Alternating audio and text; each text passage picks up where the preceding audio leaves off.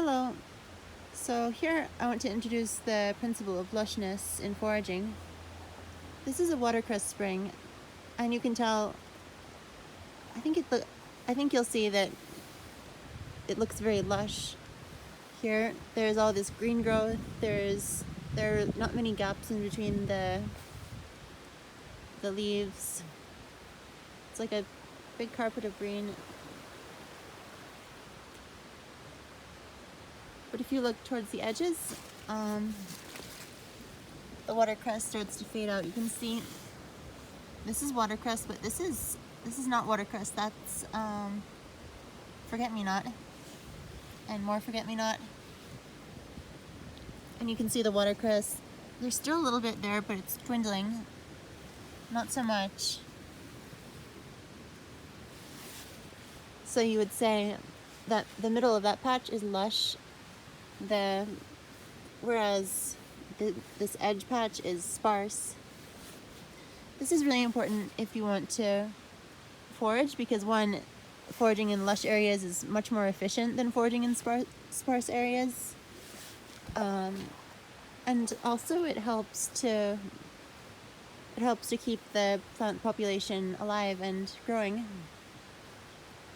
Instead of crowding themselves out right in the center like that, they can continue to grow and reproduce, because you're harvesting continuously from the center but not from the edges.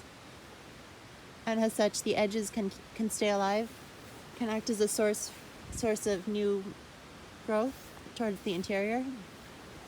And the watercress patch will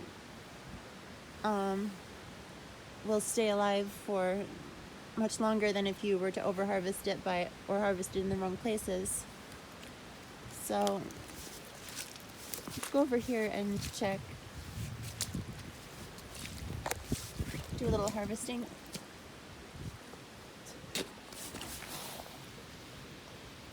So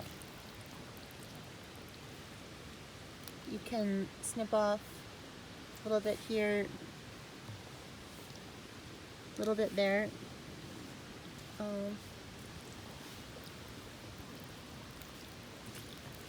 They form these kind of stems in the water. You just snap off the stems. We'll rinse them off later.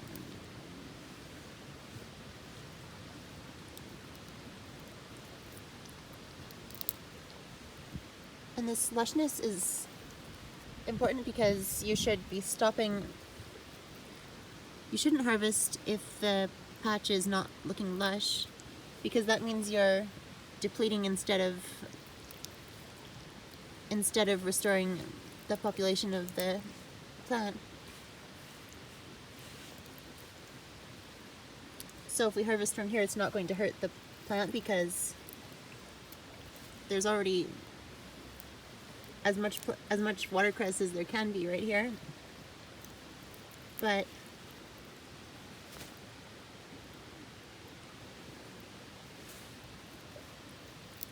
when it starts to look a little bit patchy, like when you see things like that all over, or there's an area I harvested the other week, then you should start thinking about going on finding another patch or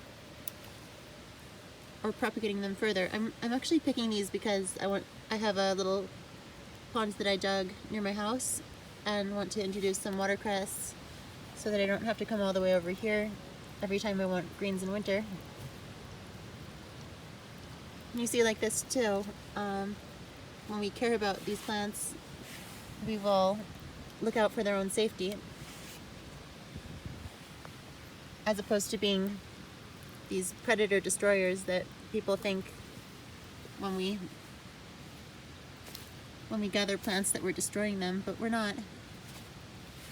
We're just in a relationship with them.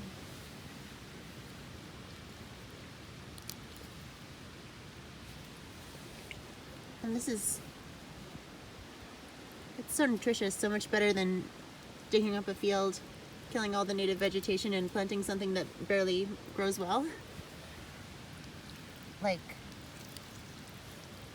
lettuce or Lettuce isn't really very well adapted to our climate here, although people can of course grow them. It's just that they're not going to do as well as watercress or garlic mustard or sochan. Any of these wild greens are going to be much more alive, much more nutritious, fresher. And look at the roots there. So beautiful. Okay, so thank you for watching and helping in advancing the conservation of plants through foraging. I hope that you will go on to make a very positive impact on your local ecosystem and eventually through culture upon the whole world. Goodbye.